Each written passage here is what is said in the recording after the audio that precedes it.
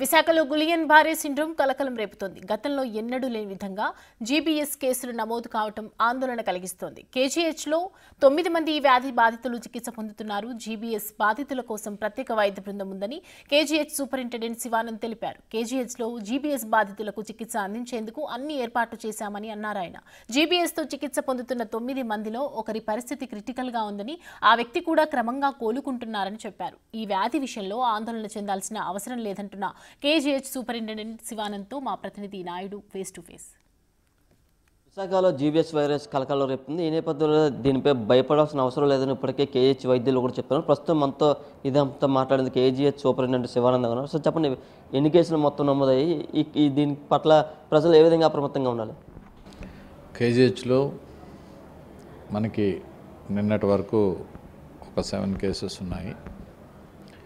Night మరలా మనకి ఒక 2 కేసెస్ అడ్మిట్ అయ్యాయి.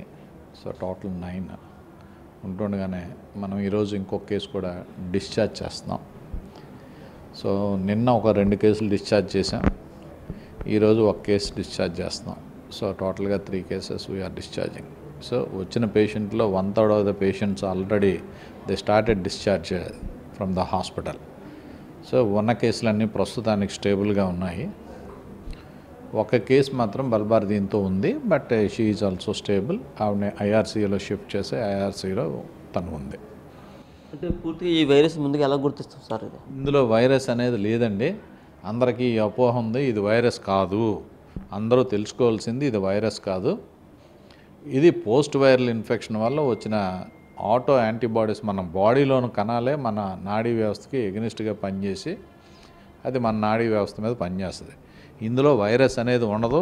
ఇది అంటూ వ్యాధి కాదు, ఎవరికి రాదు, ఒకరి నుంచి ఒకరికి సంక్రమించేది కాదు. దీని లక్షణాలను ముందుగా ఎలా బయటపడతాయి సార్? దీని లక్షణాలు మనకు ముందుగా ఇంతకుముందు ఫీవర్ కానీ ఇటువంటివి ఏమైనా ఉంటే, దాని తర్వాత పోస్ట్ వైరల్ ఇన్ఫెక్షన్స్ ఉండేటప్పుడు మనకేంటంటే ఏదైనా బాడీలో ఒక పార్ట్ వీక్గా అనిపిస్తుంది, చేతి కానీ కాలు కానీ ఏదైనా పట్టు తప్పినట్టు అనిపించినా ఇమీడియట్గా డాక్టర్ని సంప్రదించడం అనేది అవసరం. వాళ్ళని సంప్రదిస్తే ఇమీడియట్గా ట్రీట్మెంట్ మన దగ్గర కావాల్సిన డ్రగ్స్ అన్నీ ఉన్నాయి. స్టెరాయిడ్స్ అండ్ ఐవిఐజ్ ఇంజెక్షన్స్ ఇవన్నీ మన దగ్గర అవైలబుల్గా ఉన్నాయి. ఎవరికి డ్రగ్స్ దగ్గర అయితే ఏ విధమైన లోపం లేదు. ప్లస్ ఈ పేషెంట్స్ సీరియస్ కండిషన్కి వెళ్ళేటప్పుడు వెంటిలేటర్ అవసరం అవుద్ది. మన దగ్గర వెంటిలేటర్ సపోర్ట్ కూడా ఉంది. ఇంటెన్సివ్ రెస్పిరేటరీ కేర్ యూనిట్ అనేది మన దగ్గర ఉంది. కాబట్టి డెఫినెట్గా మనది అన్ని విధాలా మేము ప్రిపేర్ అయి ఉన్నాం. ఏ కేసు వచ్చినా దాని గురించి మనం చూడడానికి. ఇంకొకటి ఏంటంటే ఎన్నైనా మనం 100 కేసులు మనం చూసినా అందులో 2% మార్టాలిటీ అంటే చనిపోవడం అనేది ఒక్కొక్కసారి జరగవచ్చు ఈ కేసుల్లో. అది సివియర్గా మన దగ్గరికి లేటుగా ప్రజెంట్ అయ్యి మన దగ్గరికి లేటుగా వస్తారు, ఎర్లీగా రారు. యూజువల్గా ఇది రెఫరల్ సెంటర్ కాబట్టి మన దగ్గరికి వచ్చేది ఎప్పుడు లాస్ట్లోనే పేషెంట్లు రావడం అనేది జరుగుతుంది.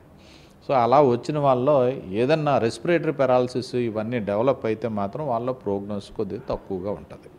కొన్ని జిల్లాల్లో మనం చూస్తాం చనిపోతున్న పరిస్థితి ఉంది, అసలు ఏ విధంగా జరుగుతుంది సార్? ఈ జీబీ సిండ్రోమ్ వల్ల చనిపోవడం అనేది ముందుగా గుర్తించకపోవడం, వాళ్ళందరూ లేట్గా డిసీజ్ బాగా ఎస్టాబ్లిష్ అయిపోయిన తర్వాత హాస్పిటల్కి రావడం వల్ల అటువంటి ప్రాబ్లం ఉంటుందేమో. కానీ ఇది రావడమే 2 లక్షల మందిలో 2కి వస్తుంది.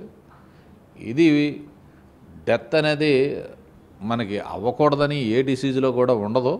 మనకి కార్డియాక్ డెత్స్ ఉన్నాయి, అలాగే మన మెడిసిన్ వార్డులో కూడా కిడ్నీ ప్రాబ్లమ్స్తో బాధపడే వాళ్ళు కూడా డెత్లు ఉంటాయి, రోడ్ యాక్సిడెంట్ల వల్ల కూడా డెత్లు ఉంటాయి. అట్లాగే ఇది కూడా ఒక్కొక్కసారి సివియర్గా ఉండేటప్పుడు డెఫినెట్గా అందులో కూడా death we can expect in those cases.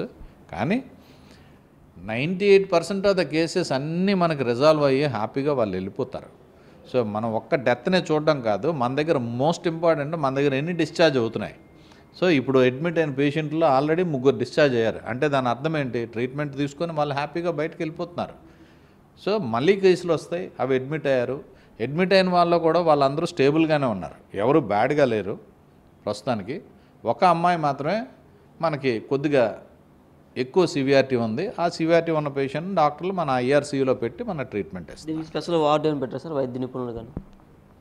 Special ward అంటే మనకు వార్డు దగ్గరే మనం 3 అపాయింట్ చేసాం, 3 డాక్టర్లని.